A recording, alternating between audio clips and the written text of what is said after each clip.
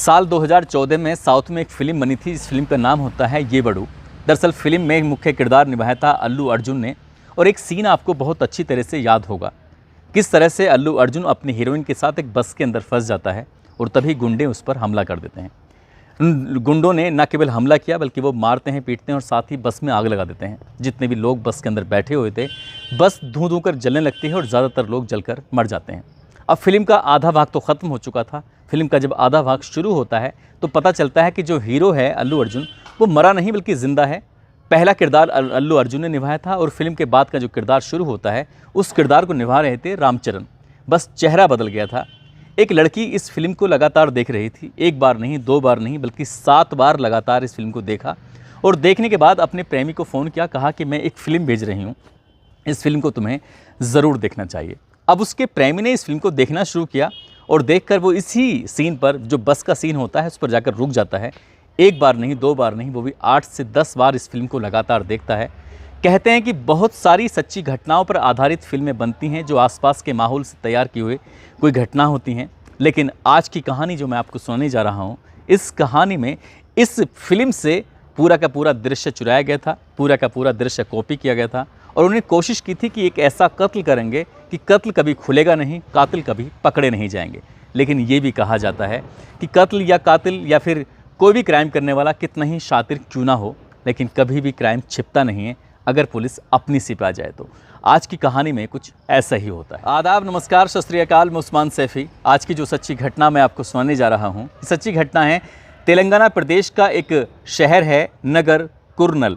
दरअसल इसी नगर कुरनल शहर की एक लड़की, एक महिला है और वो महिला एक हैदराबाद के बहुत मशहूर हॉस्पिटल में जाती है और उस हॉस्पिटल में जाने के बाद एक नर्स से कहती है कि मेरा जो बेटा है, वो बेटा मेरा आईसीयू में भर्ती है और मैं उसके लिए मटन सूप बना कर लेके आई हूँ। जैसे ही वो नर्स ये बात सुनती है वो खुश हो जाती है, कहती है ठीक है, आप तो नहीं जा सकती लेकिन आपका बनाया हुआ खाना अंदर जा सकता है। वो नर्स उस मटन सूप को लेकर वहाँ से अंदर जाती है। आईसीयू में जाने के बाद उस मरीज़ के पास जाकर कहती है कि तुम्हारी जो माँ है ना, उन्होंने ये मटन सूप भेजा है, तुम इसे खा सकते हो। जैसे ही वो व्यक्ति सुनता है उसके बाद उसको उल्टियाँ आने लगती हैं। वो कहता है कि मैं वेजिटेरियन हूँ, नॉन वेजिटेरियन बिल्कुल भी नहीं हूँ, मुझे मीट, मछली, मांस वगैरह से दूरी रहती है, मैं बिल्कुल भी नहीं खाता। और जब ये बात वो नर्स सुनती है तो उसे बड़ा आश्चर्य होता है। वो उस मटन सूप को लेकर सीधा पहुँच जाती है उसी महिला के पास और जाकर कहती है कि आप कह रही थी आपके बेटे को ये मटन सूप दे दिया जाए, लेकिन आपका बेटा तो मटन सूप खाता ही नहीं है और वो कह रहा है कि वो तो वेजिटेरियन है। महिला को यकीन नहीं हुआ। वो महिला सीधा डॉक्टर के पास जाती है और डॉक्टर के पास जाने के बाद कहती है कि मेरा बेटा ऐसा मना कर ही नहीं सकता, शायद ये किसी गलत व्यक्ति को मेरा हाथ का बनाया हुआ मटन सूप दे के आई हैं, लेकिन जो बीमारी थी उस बीमारी में ये मटन सूप बहुत अच्छे से काम कर सकता था। अब डॉक्टर भी ये बात सुनता है तो डॉक्टर को भी यकीन नहीं होता। डॉक्टर कहते हैं कि कुछ ही देर के बाद मैं विजिट करूंगा, इसलिए आप थोड़ा सा वेट करिए, इंतज़ार करिए। अब एक काम करना, जब मेरे साथ चलना और जाकर अपने बेटे को खुद अपने हाथ से खिला देना। डॉक्टर की बात सुनकर माँ को थोड़ी तसल्ली हो जाती है। माँ कहती है ठीक है, मैं इंतज़ार करूँगी। कुछ देर के बाद डॉक्टर वहाँ जाता है, आईसीयू में जाकर अलग अलग मरीजों से जाकर बातचीत कर रहे थे। इसी बीच में कहते हैं कि जाओ अपने बेटे को ये मटन सूप अपने हाथों से खिला दो, कोई दिक्कत नहीं है। और जैसे ही वो महिला अपने बेटे को मटन सूप खिलाने की कोशिश कर रही थी तो उस लड़के ने साफ इनकार कर दिया कि मुझे ये मटन सूप नहीं खाना है, मैं बिल्कुल भी नहीं खाता, मैंने आज से पहले कभी मीट, मांस, मछली कुछ नहीं खाया। माँ ने ये बात सुनी और माँ को यकीन नहीं हुआ कि ये कैसी बात कर रहा है। तभी माँ ने उस लड़के को देखा जिसने एक बनियान पहना हुआ था, क्योंकि उसका जो चेहरा था, उसका शरीर के अलग अलग हिस्से तेज़ाब से बहुत बुरी तरह से जल चुके थे। उसकी माँ ने लगभग 6 लाख रुपए पिछले 6 दिनों में उसके इलाज के लिए भी खर्च कर दिए थे। और माँ ने जब ये बात सुनी तो माँ को यकीन नहीं हुआ। यहाँ से सीधा माँ हॉस्पिटल से निकलती है, नज़दीकी पुलिस स्टेशन जाती है और जाने के बाद कहती है कि जो हॉस्पिटल के अंदर भर्ती है वो उसका बेटा हो ही नहीं सकता। उसके बेटे का नाम सुरेंद्र रेड्डी उर्फ एम सुधाकर रेड्डी होता है, जिसकी उम्र लगभग 27 साल के आसपास होती है। पुलिस वालों ने पूरी बात सुनी। पुलिस वालों ने बात सुनने के बाद कहा कि तुम परेशान हो रही हो, वो तुम्हारा ही बेटा होगा, ऐसा कैसे हो सकता है। तभी माँ कहती है कि मेरी बेटे की जो बहू है, एक बार उससे बातचीत करो और बातचीत करने के बाद जब तक तुम बातचीत नहीं करोगे तब तक वो इस थाने के अंदर ही बैठे रहेगी, यहाँ से हिलेगी नहीं। पुलिस वालों को लगा कि शायद कुछ ना कुछ मामला गंभीर है, इसलिए जो उसकी पत्नी होती है जिसका नाम होता है स्वाति रेड्डी के पास पुलिस जाती है, उससे बातचीत करती है, पूछती है कि आखिरकार क्या मामला है। दरअसल जब ये माँ जाती है, 13 दिसंबर 2017 का वाक़या होता है और उसकी पत्नी से जब बातचीत कर रहे थे तो पत्नी ने कहा कि अभी 6 दिन पहले की बात है कि उनके चेहरे पर, उनके शरीर के अलग अलग हिस्सों पर तेज़ाब गिर गया था, जिसकी वजह से वो बहुत बुरी तरह से झुलस गए हैं। इनका इलाज चल रहा है। उनकी जो माँ है, इनकी सास है, उसको शायद कोई गलतफहमी हुई है। स्वाति जब ये बात कहती है तो पुलिस भी थोड़ा सा इत्मीनान कर लेती है। फिर माँ को समझाया जाता है, लेकिन माँ का मन नहीं मान रहा था। माँ ने कहा कि मेरे बेटे के सीने पर जो बाल हैं वो उतने नहीं हैं जितने उस लड़के के दिखाई दे रहे हैं, इसलिए मुझे लग रहा है कि कुछ ना कुछ गड़बड़ है। पुलिस अब इस मामले को गंभीरता से लेने लगी। अब जो उसकी पत्नी होती है स्वाति, उसके पास जाती है और उसे सख्ती से पूछताछ करती है। जब पुलिस सख्ती से बात कर रही थी, क्योंकि पुलिस का काम करने का तरीका बिल्कुल अलग ही होता है, उसने अपने अलग तरीके को जो अपनाया, उसके बाद स्वाति ने जो बोलना शुरू किया है वो वाकई अपने आप में बहुत भयानक होता है। वो कहती है कि साल 2017 में इसकी सुरेंद्र रेड्डी उर्फ एम सुधाकर रेड्डी से शादी होती है। दोनों ने प्रेम विवाह किया था। उनकी ज़िंदगी बहुत ही खुशहाल चल रही थी और ये महिला ये हॉस्पिटल में नर्स का काम किया करती थी। इनकी ज़िंदगी ठीक चल रही थी। एक बेटी पैदा होती है, एक बेटा पैदा होता है और साल 2015 की बात है। साल 2015 में इस महिला की पीठ में दर्द हो रहा था, बहुत ज़्यादा तेज़ दर्द हो रहा था, जिसकी वजह से ना अपना बेटी का ख्याल रख पा रही थी, ना ही पति का ख्याल रख पा रही थी। और जब वो हॉस्पिटल में पहुँचती थी तो हॉस्पिटल में भी वो सही से काम नहीं कर पा रही थी। डॉक्टर ने कहा कि अगर तुम्हें कोई तकलीफ़ है तो तुम छुट्टी ले सकती हो, लेकिन इस तरह से हॉस्पिटल मत आया करो। लेकिन वो स्वाति कहती है कि मैं करूं तो क्या करूं, मेरी पीठ में बहुत तेज़ का दर्द हो रहा है। डॉक्टर ने कहा ठीक है, अगर दर्द हो रहा है तो तुम्हें मेरे कहने से, मेरा एक फ्रेंड है जिसका नाम राजेश है, वो जो फिजियोथेरेपिस्ट है, तुम्हें जाकर उससे मिलना चाहिए, उससे बातचीत करनी चाहिए, जो भी समस्या होगी इसका समाधान हो जाएगा। साल 2015 का ये वाक़या है।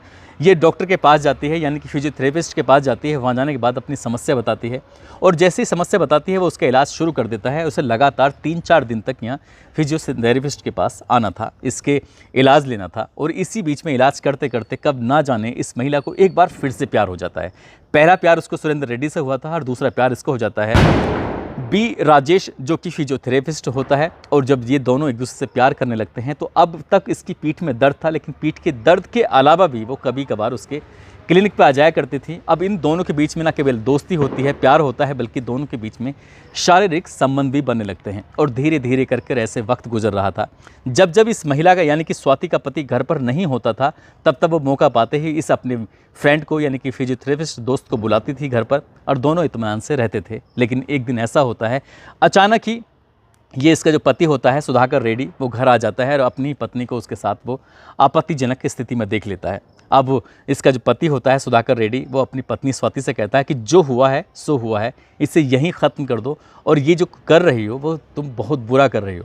वो व्यक्ति अपनी पत्नी को समझाता है और उसकी गलती को माफ़ भी कर देता है, लेकिन वो महिला होती है कि उसको मौका चाहिए था किस तरह से वो अपने प्रेमी के साथ रहे, उसके साथ वक्त बिताए। धीरे धीरे करके 2 साल गुजर जाते हैं और 2 साल गुजरने के बाद अब ये राजेश जो होता है, जो उसका प्रेमी होता है, प्रेमी कहता है कि ठीक है, यहाँ से भाग चलते हैं कहीं दूर, एक अलग ज़िंदगी जिएंगे, तुम अपने बच्चों को छोड़ो, पति के पास ही छोड़ दो, मेरे साथ रहो, हम लोग साथ रहेंगे। तभी वो एक दिन बैठे बैठे एक फ़िल्म उसकी केबल टीवी पर आ रही थी और उस फिल्म को देखते देखते उसने एक बार नहीं 7-8 बार उस फिल्म को देखा और 7-8 बार फिल्म देखने के बाद कहा अपने प्रेमी से कि तुम्हें भी ये फिल्म देखनी चाहिए। किस तरह से एक हीरो जो एक पिक्चर में हाफ तक कुछ और चेहरा दिखाया जाता है, हाफ के बाद कुछ और चेहरा दिखाया जाता है, तभी प्लानिंग करते हैं कि क्यों ना अपने पति यानी कि इस सुधाकर रेड्डी को मार दिया जाए और मारने के बाद इसका चेहरा तुम्हें दे दिया जाए। अब इसकी प्लानिंग कर रही थी, उन्होंने प्लानिंग ठीक बिल्कुल जैसे चाह रहे थे बिल्कुल वैसे ही करते हैं। 27 नवंबर 2017 का ये वाक़या है, जब सुबह के 7 बज रहे थे, क्योंकि उसका पति हमेशा देर से सो के उठता था और जैसे ही उसका पति देर से सो के उठा तो उसको एक ऐसा नशीला इंजेक्शन दिया जिसको नशे का इंजेक्शन लेते ही उसकी हालत और ज़्यादा बिगड़ जाती है और तभी मौका पाते ही उसके सर पर एक भारी वस्तु मारी जाती है और भारी वस्तु मारने के बाद उसकी वहीं मौके पर मौत हो जाती है। इसकी लाश को ये कब्जे में लेते हैं, लगभग अपने उस शहर यानी कि नगर कुरनल से यहाँ से लगभग 20 किलोमीटर दूर जंगल की तरफ जाते हैं और ये प्रेमी प्रेमिका मिलकर उसके शव का अंतिम संस्कार कर देते हैं। अब यहाँ तक तो सब कुछ ठीक था, अभी तक किसी को पता नहीं चला। अब सुधाकर रेड्डी तो हमेशा हमेशा के लिए मर जाता है, ख़त्म हो जाता है, लेकिन अब पहचान देनी थी, इस प्रेमी को बनाना था सुधाकर रेड्डी और इसके लिए वाक़ाते उसके चेहरे पर जगह जगह पेट्रोल उसका एक प्रेशर के साथ डाला जा रहा था और उसके चेहरे पर आग लगाई जा रही थी, कभी चेहरे पर तो कभी गाल पर, कभी सीने पर, अलग अलग जगह से जब पूरी तरह जल जाता है। ये एक डॉक्टर से जाकर बातचीत करते हैं कि अगर किसी का चेहरा जल जाए तो उसका चेहरा कैसे ठीक होगा। ये हैदराबाद का मशहूर हॉस्पिटल होता है। वो कहते हैं कि ठीक है, उसकी प्लास्टिक सर्जरी कर दी जाएगी और प्लास्टिक सर्जरी होने के बाद सब कुछ ठीक हो जाएगा। यानी कि जो प्रेमी है, अब उसे पति का रूप दिया जाना था, उसका हॉस्पिटल में इलाज शुरू हो जाता है और घर वालों को सूचना दी जाती है कि इस तरह से वो जल चुके हैं। और जैसे ही हॉस्पिटल में इलाज चल रहा था, लेकिन वो मटन सूप को पीने से साफ इनकार कर देता है और माँ को यकीन नहीं हो रहा था कि माँ के हाथ का बनाया हुआ मटन सूप उसका बेटा बड़े चाव से पीता था, चाव से खाता था, ये आखिरकार मना कैसे कर रहा है। माँ को यहीं से शक होता है। पुलिस मामले की जांच करती है और जांच करने के बाद इन दोनों को, प्रेमी और प्रेमिका को, दोनों को गिरफ्तार करती है। गिरफ्तार करने के बाद इनको जेल भेज रही थी। जब जेल भेजा जा रहा था तो तब दोनों एक दूसरे के अब तक तो पक्ष में थे, लेकिन जैसे ही पुलिस ने पकड़ा तो दोनों एक दूसरे के खिलाफ खड़े हो जाते हैं। यानी कि प्रेमी कहता है कि मैं तो इस महिला को लेकर यहाँ से भागना चाहता था, दूर रहना चाहता था, एक नई ज़िंदगी जीना चाहता था, लेकिन इसी ने कहा कि मेरे पति को मारकर तुम उसका चेहरा ले लेना और चेहरा लेने के बाद फिर एक नई ज़िंदगी हम जिएंगे, दोनों बच्चों के साथ रहेंगे। जो बेटा और बेटी हैं उनको शायद उस लड़के के परिवार वालों ने, यानी कि सुधाकर रेड्डी के परिवार वालों ने लेने से इनकार कर दिया था। इसलिए उस महिला का जो पिता होता है लिंगा रेड्डी, उस लिंगा रेड्डी ने उन दोनों बच्चों को, बेटा बेटी को, अपने बच्चों की तरह पालना शुरू कर दिया। कहते हैं कि कोई भी बच्चा अपने बिना माँ बाप के शायद अच्छे से पल ही नहीं सकता, कोई भी उनकी अच्छे से खातिर कर ही नहीं सकता, वो अच्छे से उनकी एक नई ज़िंदगी दे ही नहीं सकता। अब दोनों बच्चों की ज़िंदगी भी ऐसे ही है, लेकिन जो उसकी प्रेमी और प्रेमिका होते हैं, दोनों सलाखों के पीछे ज़िंदगी गुजार रहे हैं। जो उसका महिला का, यानी कि स्वाति का पति होता है सुधाकर रेड्डी, उसकी ज़िंदगी हमेशा के लिए ख़त्म हो चुकी है। उन्होंने प्लानिंग तो बहुत ही शानदार की थी। शायद ये मटन सूप अगर वहाँ हॉस्पिटल में ना पहुँचा होता तो शायद इस घटनाक्रम का कभी खुलासा नहीं होता, क्योंकि दोनों के जो चेहरे थे वो लगभग काफ़ी तौर तरीके से मिलते जुलते थे। दोनों की कदकाठी काफ़ी मिलती जुलती थी, दोनों एक जैसे दिखने में लगते थे। लेकिन ये भी कहा जाता है कि क्राइम को कितने भी शातिर तरीके से क्यों ना कर लिया जाए, क्राइम कभी छिपता नहीं है, और इस घटना में भी ऐसे ही होता है। जब इस घटनाक्रम का खुलासा हुआ तो लोगों को यकीन नहीं हुआ कि एक फिल्म का दृश्य देखने के बाद उन्होंने किस तरह से कत्ल की प्लानिंग की थी। दोस्तों, इस घटनाक्रम को सुनाने का उद्देश्य किसी को परेशान करना नहीं है, किसी का दिल दुखाना नहीं है, बल्कि आपको जागरूक करना है, आपको सचेत करना है। और जाते जाते आज अशफाक खान हैं और प्रभात कुमार हैं, आज इनका जन्मदिन है। इनको जन्मदिन की ढेरों सारी शुभकामनाएं, बहुत बहुत मुबारकबाद। आप सब लोग अपना ख्याल रखें, सुरक्षित रहें। जय हिंद, जय भारत।